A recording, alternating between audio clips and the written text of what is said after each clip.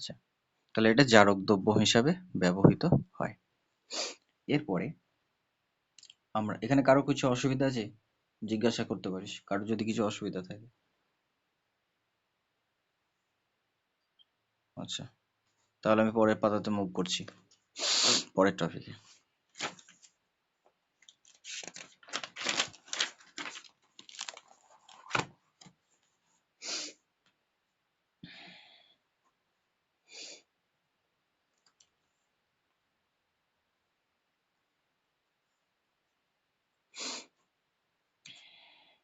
এরপর আমরা আসবো রিয়াকশন উইথ হ্যালোজেন। হ্যালোজেন বলতে গ্রুপ 17 এলিমেন্ট। কোনগুলো? ফ্লোরিন, ক্লোরিন, ব্রোমিন, আয়োডিন, এগুলো। অ্যাস্টাটিন আছে, সেটা রেডিও অ্যাক্টিভ বলে আমরা ব্যবহার করবো না, এই গোটাই মোটামুটি আলোচনার মধ্যে থাকে।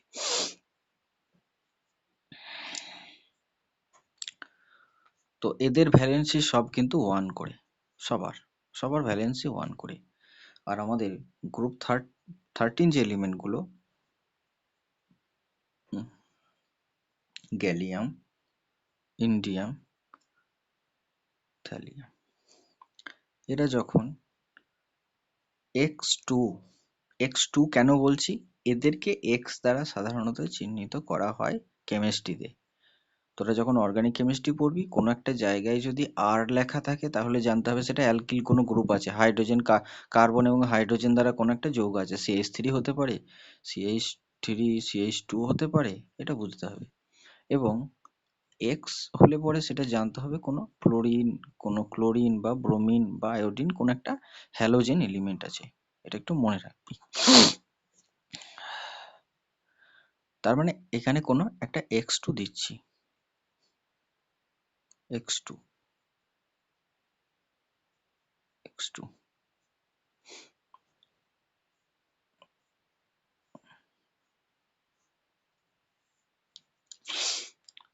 কি রকম হবে একটু ভেঙে দেখায়।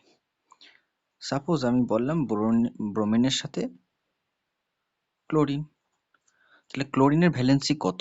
ক্লোরিনের ভ্যালেন্সি 1, এর ভ্যালেন্সি 3। তাহলে এইরকম ক্লাস 8এই আমরা শিখেছি BCl3, বা এটা যদি ব্রোমিন হতো তাহলে কি হতো? BBr3। তাহলে আমি ক্লোরিন, ফ্লোরিন, ব্রোমিন এগুলোকে কি লিখবো? BX3। ঠিক আছে, তাহলে এখানে যৌগ যেগুলো তৈরি হবে সেগুলো কি হবে? BX3। এটার এক্সাম্পল BBr3, AlX3, তার মানে AlCl3। এটা অনেক সময় রিএজেন্ট হিসেবে ব্যবহার করা হবে তো অর্গানিক কেমিস্ট্রিতে।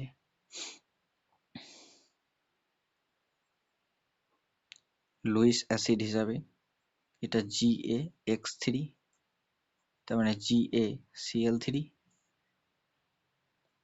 এটা ইন্ডিয়াম, এটা কি তৈরি হবে? X3, যেমন InBr3 এক্সাম্পল দিলাম। এখানটাতে কিন্তু থ্যালিয়ামটা X, এখানে কিন্তু কোনো, এটা একটু মাথায় রাখতে হবে। সে এখানেও একই কারণ, ডিউ টু ইনার্ট পেয়ার। যদি কেউ ইফেক্ট গুলোকে একটু মনে রাখতে পারিস, আর কে বেস কে অ্যাসিড ক্যারেক্টার আছে, একটু সিম্পল জিনিসগুলো যদি মনে রাখতে পারিস, ব্লকগুলো খুব সোজা হয়ে যাবে। এবং ইলেকট্রনিক কনফিগারেশন, অক্সিডেশন স্টেট, এগুলো একটু মনে রাখতে হবে, তাহলে সোজা হয়ে যাবে। এরপরে একটু জটিল জায়গা আছে, সেটা বুঝতে হবে। আমরা কি কি পেলাম? আমি ধরে নিলাম BF3 পেলাম, বি বোরোনেরই পাচ্ছি, BCl3 পেলাম, BR3 পেলাম, আর BI3 পেলাম। মানে ব্রোমিনের সাথে বিভিন্ন রকমের হ্যালোজেন যৌগ করলে পরে এই যৌগগুলো পাওয়া যাবে, এগুলো পাওয়া যাবে। এবার আমাকে বল, এখানে একটা প্রশ্ন আছে, সেই প্রশ্নটা হচ্ছে লুইস অ্যাসিড কে ভালো? কে ভালো লুইস অ্যাসিড?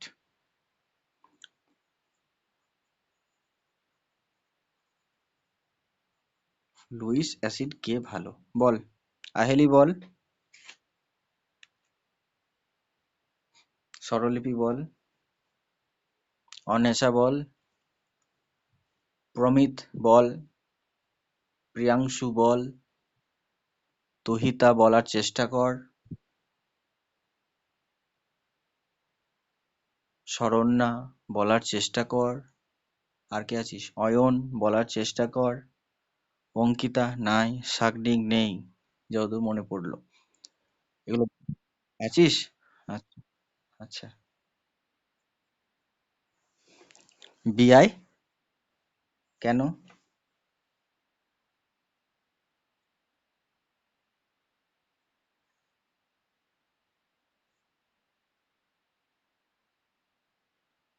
আচ্ছা, আর কেউ কিছু? সাগনিক তো নাকি? হুম, বল বাকিগুলো। সম্মতি দিবি নাকি বিতর্কে অংশগ্রহণ করবি, কি করবি দেখ।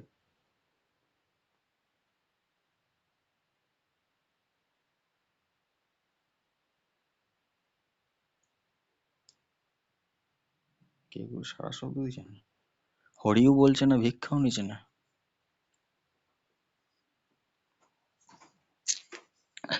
সাগনিক যেটা বললো সেটা একদমই ঠিক। লুইস অ্যাসিড কাদেরকে বলবো, আর লুইস বেস কাদেরকে? অ্যামোনিয়া, এটা Luis base. Lone pair of electron আছে, সামনে যদি কাউকে বাজারে ঘোরাফেরা করতে থাকে একটা হাইড্রোজেন, ওকে কি করবে, নিয়ে নেবে। তাহলে তো আমরা লুইস মানে থিওরি সেটাই তো বলছি, যে হাইড্রোজেন প্লাস এইচ প্লাস কে নিতে পারবে, সেটাই তো বেস। তাই লোন পেয়ারের থ্রুতে নিচ্ছে, তার জন্য লুইস। তাহলে এটা যদি দিতে পারে তার জন্য লুইস বেস হয়, তাহলে যে নিতে পারবে সে লুইস অ্যাসিড হবে। বোরন,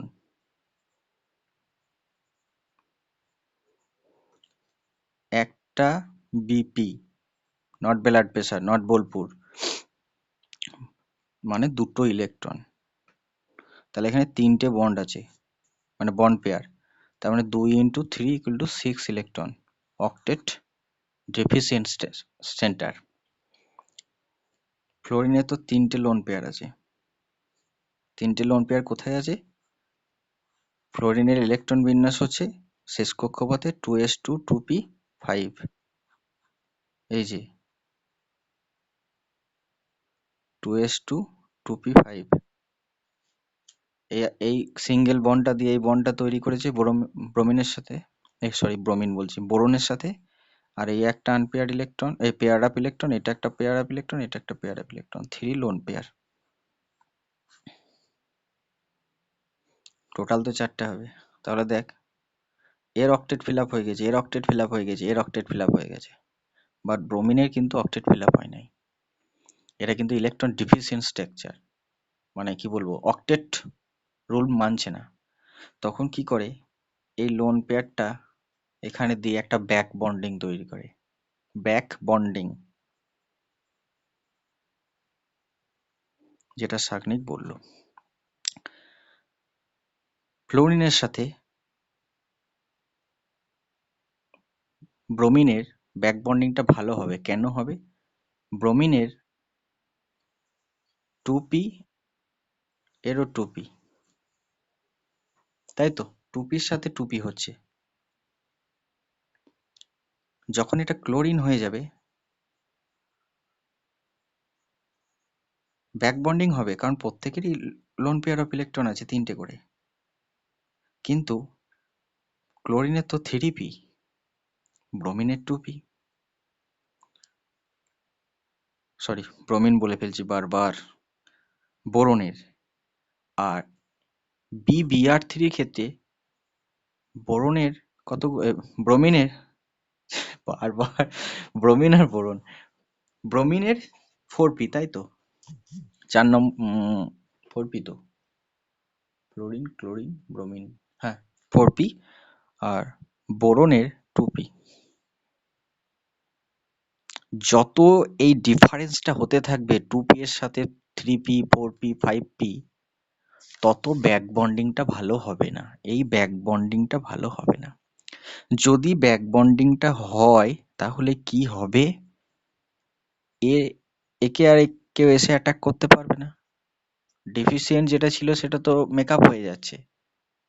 তাহলে ব্যাক বন্ডিং যখন হবে না তখন ডিফিসিয়েন্ট থাকবে, তখন ভালো লুইস অ্যাসিড হিসাবে কাজ করবে। BI3 ক্ষেত্রে এটা 5p সাথে 2p হচ্ছে, এক্ষেত্রে ব্যাক বন্ডিংটা ভালো হয় না। এই ডেফিসিয়েন্টটাকে মেটানোর জন্য কি করছে, ব্যাক বন্ডিং হচ্ছে একটা, তখন এই ব্যাক বন্ডিংটা ভালো হচ্ছে না, তার জন্য বাইরে থেকে কেউ এসে অ্যাটাক করতে পারে। বোঝা গেল? তার জন্য অর্ডারটা হবে এটা। প্রশ্নগুলো ঠিক এইরকম ভাবে আসে, জয়েন্ট এন্ট্রান্সে মেনে এরকম কোয়েশ্চেন আসে।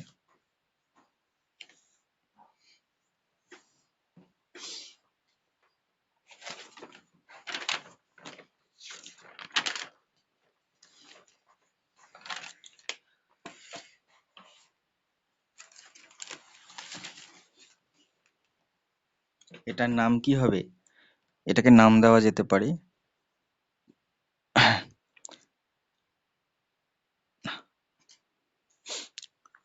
পি পাই ব্যাক বন্ডিং, 2pর সাথে 2p, 2pর সাথে 2p, এটা কি রে এই ক্ষেত্রে 2pর সাথে 3p, এটা 4pর সাথে 2p।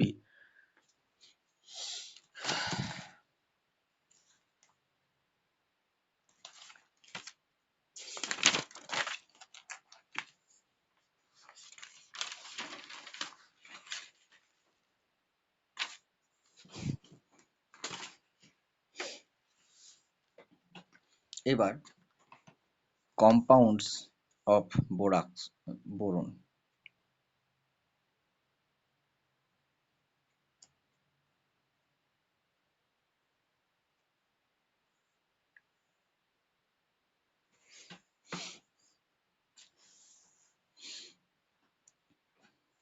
প্রথমে আমরা পড়বো বোরাক্স।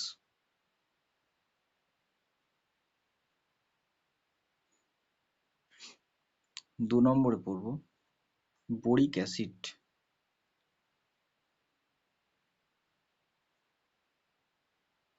3 নম্বরে পড়বো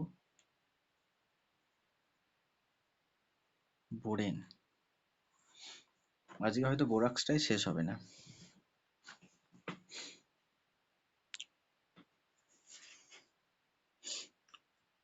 সো আমরা প্রথমে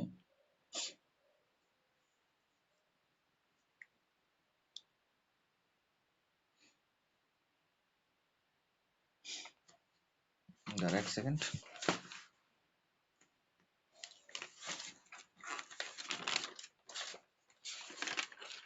তোদের সিলেবাসে ওই কিছু দেখবি অস্বাভাবিক আচরণ আছে বোরনের, দেখবি ওই জায়গাটা আশা করি পড়লেই বুঝতে পেরে যাবে। তার জন্য আমি এটাকে স্কিপ করে গেছি, আশা করে বুঝতে পারবি এই জায়গাটা। আচ্ছা,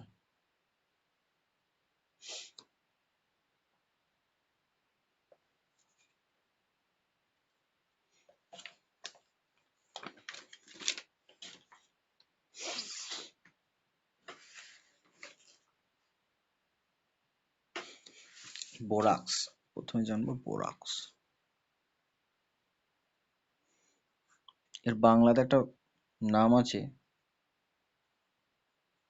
কি যেন নাম, সোহাগা। এটা এর ফর্মুলা হলো Na2B4O7 10H2O। সংকেতটা একটু বড় মনে রাখতে হবে, বোরাক্স। বোরাক্স এর ফর্মুলাটা কিছুক্ষণ পরে দেখবো যে 10টা যে জল রয়েছে সেই 10টা জল এইভাবে থাকে না, কেমন ভাবে থাকে সেটা পরে একটু দেখছি। প্রথমে এটাকে আমরা হিট দেব, দেখি কি তৈরি হয়। Na2B4O7, 10টা জল আছে। এটাকে হিট দিলে কি হবে, এই 10টা জল বেরিয়ে চলে যাবে, 10টা জল বেরিয়ে চলে যাবে। Na2B4O7 প্লাস 10H2O, এটা তৈরি হয়। রিয়াকশন গুলো খুব সোজা। একটু অ্যাসিড দেব,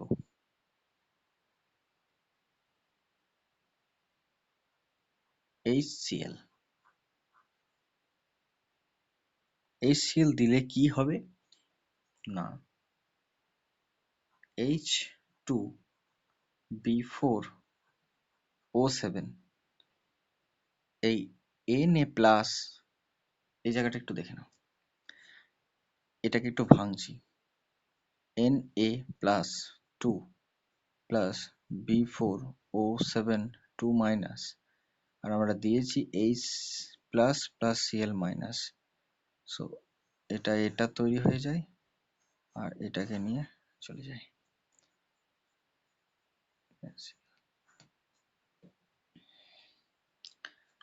তাহলে আমার এটা তৈরি হলো, আমার বাকিটা দরকার নেই। এবার এটাকে জল দেবো। আমরা সোডিয়ামটাকে অ্যাকচুয়ালি বের করে দিলাম।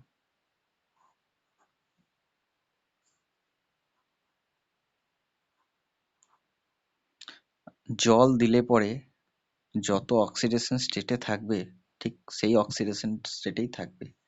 এটাতে কত আছে, অক্সিজেনটা আছে -14 টোটাল, এটা কততে আছে +2, তাহলে 14 থেকে বাদ দিলে পরে এটা হলো মাইনাস কত, 12, -12 পড়ে রইলো, তাই তো। তার মানে বোরনটাকে +12 হতে হবে, চারটে মিলে, চারটে বোরন যদি +12 হয় তাহলে একটা বোরন কত, +3, তাহলে এখানে অ্যাকচুয়ালি বোরনটা +3-তে আছে। এক্ষেত্রে একবার চেক করে নিই, হাইড্রোজেনটা +3, অক্সিজেনটা -6, তাহলে বোরনটা অবশ্যই +3। হাইড্রোলিসিস, জল দেওয়া মানে হচ্ছে হাইড্রোলিসিস হওয়া, জল দেওয়া মানে হচ্ছে হাইড্রোলিসিস করা। জল দেওয়ার আগে যে অক্সিডেশন স্টেটটা থাকবে এখানে +3 আছে, সেটা ক্যালকুলেশন করে আমি বলে দিলাম। জল দেওয়ার ফলে সেই অক্সিডেশন স্টেটটাই থাকবে, H3BO3। এই H3BO3 এটাকে যদি আমরা হিট দিই তাহলে এখান থেকে কিছু জল বেরিয়ে যাবে, জল বেরিয়ে যাওয়ার পরে কি পড়ে থাকবে, B2O3। এই B2O3টা কি বলা হয়,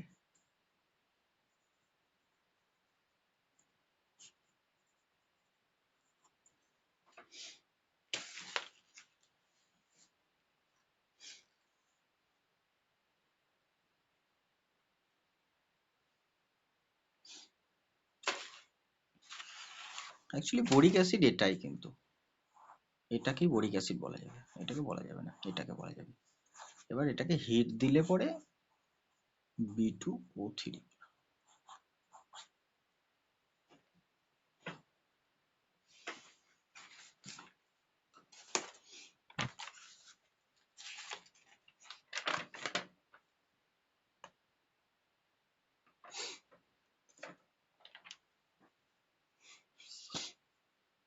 আচ্ছা, এরপরে এটা মনে রাখবি, যে কোনো, এটা কিছুদিন পরেও কাজে লাগবে, যে হাইড্রোলিসিসের রিয়াকশনে যে অক্সিডেশন স্টেটটা থাকবে সেই অক্সিডেশন স্টেটটাই থাকবে। এবার বোরন হচ্ছে দু রকমের, বোরন হলো দু রকমের, একটা হলো অ্যামরফাস, অ্যামরফাস, আর একটা হলো crystalline.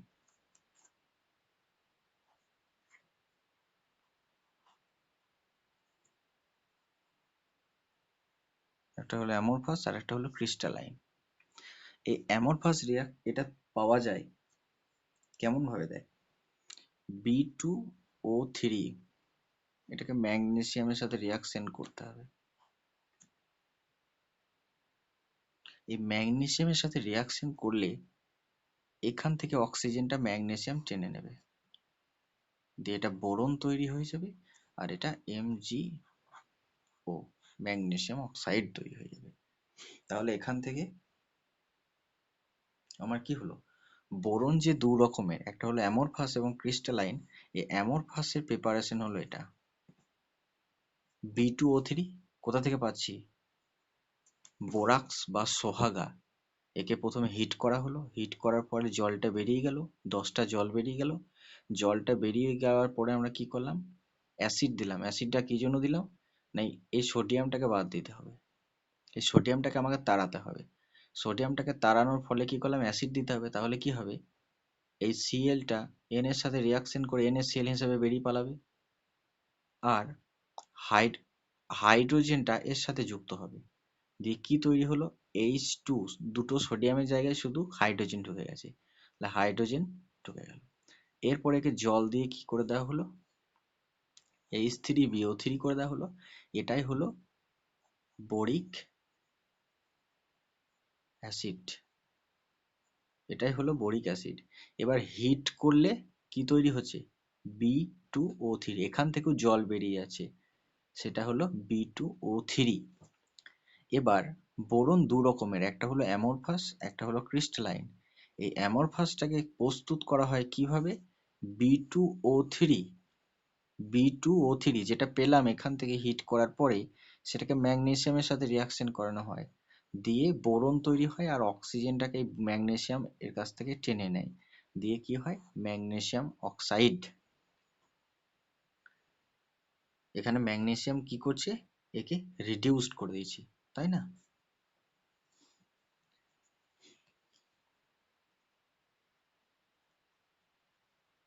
Amorphous boron is obtained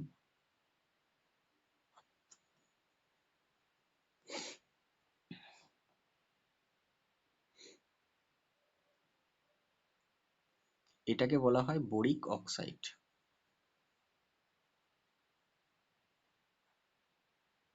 when boric oxide or boron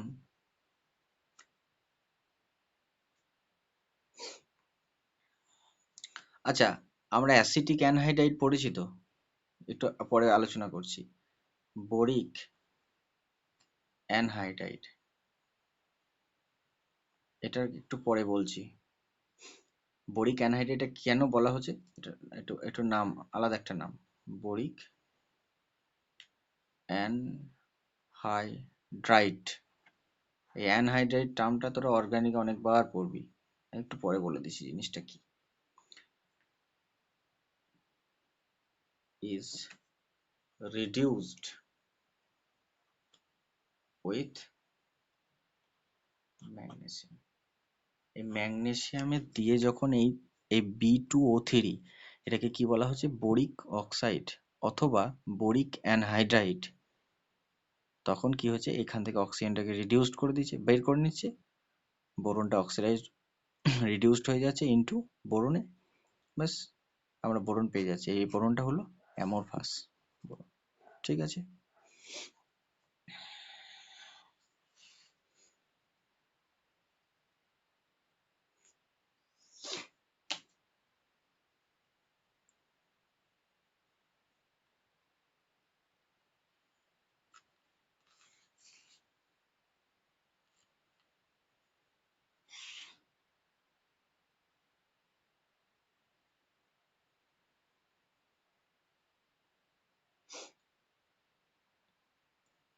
এরপর আমরা ক্রিস্টালাইন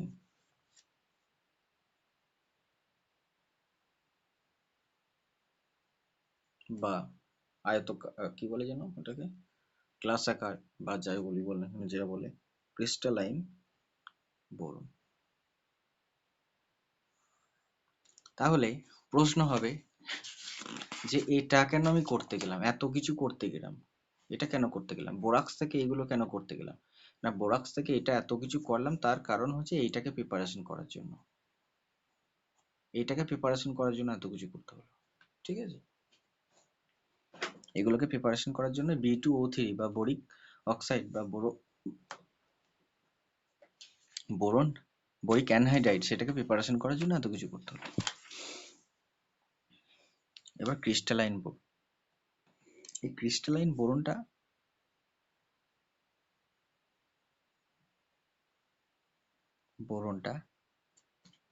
is obtained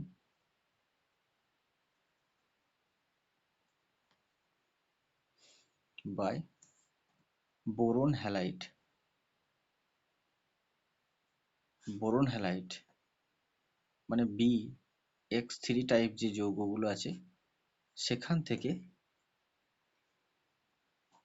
আমাকে পাবো কোথায়, বি। এবার এই এক্সটাকে আমাকে এখান থেকে তাড়াতে হবে, কি যোগ করব, এক্সটাকে তাড়াতে গেলে আমাকে কি করতে হবে, এখানে একটা হাইড্রোজেন দিয়ে দেবো। হাইড্রোজেন দিয়ে দিলে কি হবে, বোরনটা বোরন হয়ে যাবে আর হাইড্রোজেনটা এক্সটাকে নিয়ে একটা ইনঅর্গানিক অ্যাসিড তৈরি করে দেবে, HX টাইপের কোনো একটা অ্যাসিড তৈরি করে দেবে। এবার আমি যদি BCl3 নিই আর এখানে যদি হাইড্রোজেন নিই তাহলে কি হবে, এখানে কি হবে, বি হয়ে যাবে আর এখানে 3HCl তৈরি হয়ে যাবে।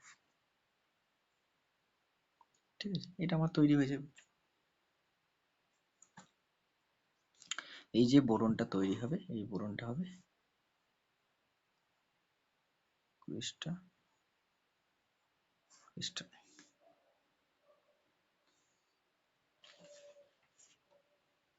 কিছুক্ষণ আগে বোরাক্সটা কি, a compound of boron, কি সংকেত ছিল, কি ছিল, Na2B4O7 আর কি ছিল 10 জল ছিল, এটা ছিল তার ফর্মুলা, বাংলাতে বলা হয় সোহাগা।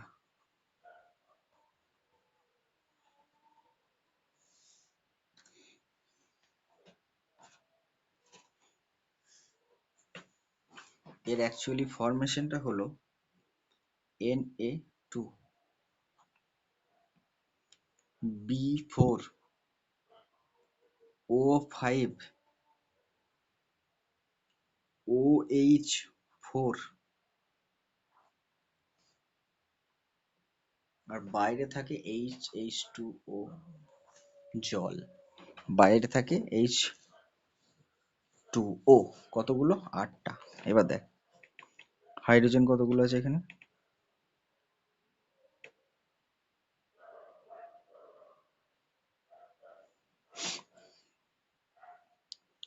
দেখা যাক, এখানে 20টা হাইড্রোজেন আছে, 20টা হাইড্রোজেন, আর এখানে কতগুলো আছে, 8 দুগুণে 16 আর 4 20টা, মিলে গেছে।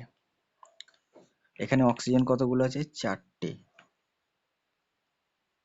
এখানে কতগুলো আছে 4টে, আর এখানে 5টা, 9টা, 8 17টা, 17টা, এখানে 10 আর 7 17টা, মিলে গেছে। অ্যাকচুয়ালি এইভাবে থাকে। এবার এর স্ট্রাকচারটা আমি আঁকবো, একটু ভয় লাগলেও একটু একটু মনে রাখতে হবে কিভাবে। প্রথমেই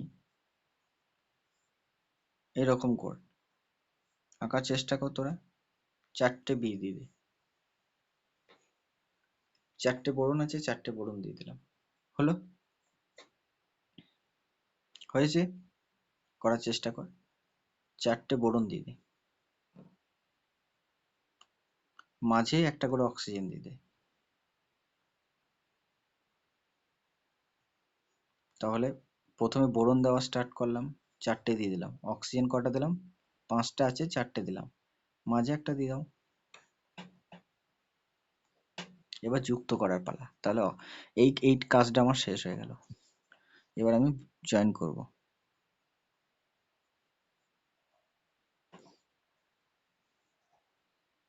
হয়েছে?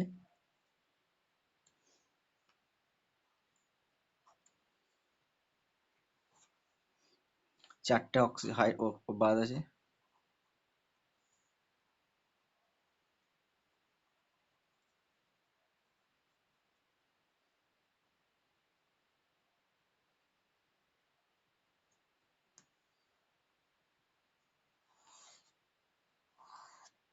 এটা -2, এটাকে ব্যালেন্স করার জন্য বাইরে দুটো Na+ বসে আছে, আর পাশে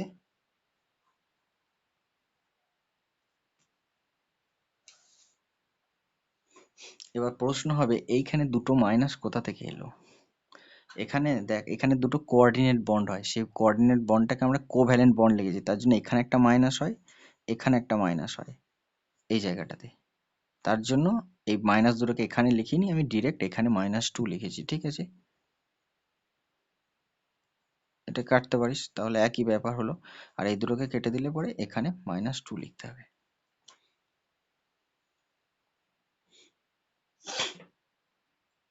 এখান থেকে প্রশ্নটা জয়েন্টে কিরকম প্রশ্ন আসবে, যে বোরাক্সে কতগুলো BOB বন্ড আছে। প্রশ্নটা কঠিন করলে পরে এইভাবে প্রশ্ন কঠিন বলছি, এগুলো সাধারণত বোর্ডে আসে না, বোর্ডে এত কঠিন দেবে না। জয়েন্টে মেন বা নিট পরীক্ষাতে কিরকম দেবে না, নাম্বার অফ BOB বন্ড কতগুলো আছে, কতগুলো আছে, এখানটাতে একটা আছে, এখানটাতে একটা আছে, এখানটাতে একটা আছে, এখানটাতে একটা আছে, এখানটাতে একটা আছে, তাহলে BOB বন্ড আছে 5টা। তোকে অপশন দিয়ে দিল 3, 4, 5, 2, তোকে 5-এ দিতে হবে। সহজ প্রশ্ন। এখানে এরকম প্রশ্ন করতে পারে মেন বা নিটে, এখানে কতগুলো, এখানে কটা বোরন আছে, 4টে বোরন আছে, কতগুলো sp3 হাইব্রিডাইজড, sp3 হাইব্রিডাইজড কোনগুলো আর sp2 হাইব্রিডাইজড কোনগুলো, প্রশ্নটা এরকম আসতে পারে। sp3 হাইব্রিডাইজড কোনগুলো আর sp2 হাইব্রিডাইজড কোনগুলো, প্রশ্নটা এরকমও করতে পারে। সুতরাং বুঝতেই পারছিস কোনগুলো sp2 কোনগুলো sp3, কেমিক্যাল বন্ডিং পড়া হয়ে গেছে।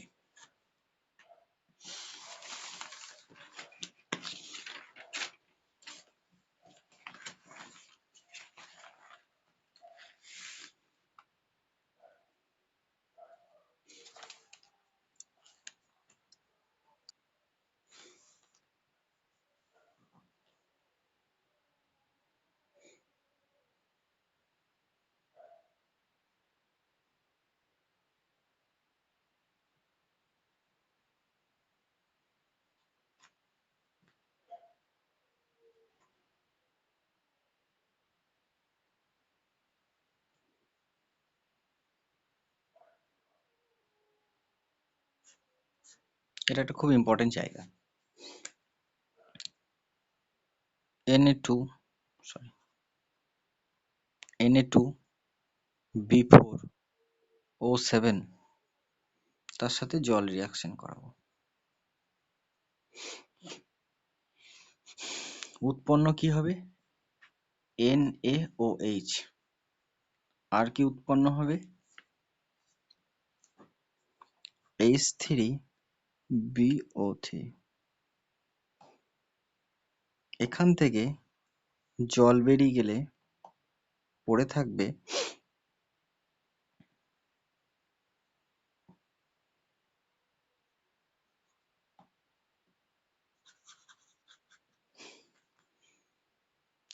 আচ্ছা বলে দিই, সোডিয়ামটার এই জলটাকে নিয়ে, এই ওএইচটাকে নিয়ে কি হবে, NaOH হয়ে যাবে। ভালো করে দেখ, সোডিয়াম এটা ভেঙে কি অবস্থায় আছে,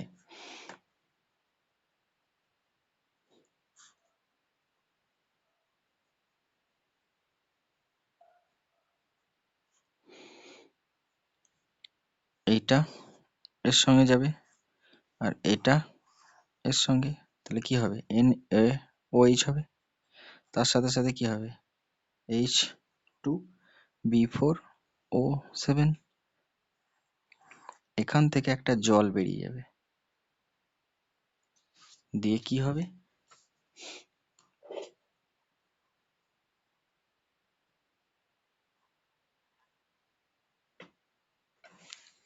এবার একটা দেখ বোরিক অ্যাসিড, তাহলে আমরা আলটিমেট কি পেলাম, একটা বেস পেলাম, বেসটা কি NaOH, আর একটা কি অ্যাসিড পেয়েছি, কি পেয়েছি H3BO3, এর নাম কি বোরিক অ্যাসিড, আর একটা ক্ষার পেয়েছি।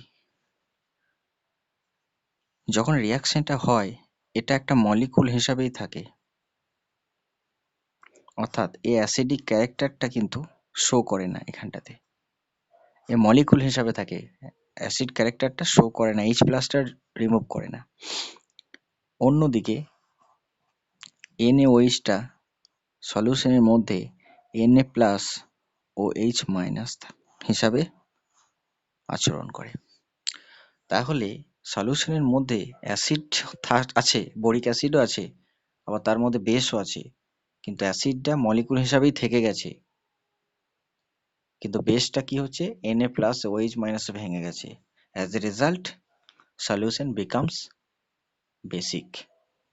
ওকে, তাহলে সলিউশন যদি বেসিক হয়, ওখানে যদি আমরা ফেনলফথেলিন যোগ করি তাহলে কি হবে, পিঙ্ক কালার শো করে, কারণ ফেনলফথেলিন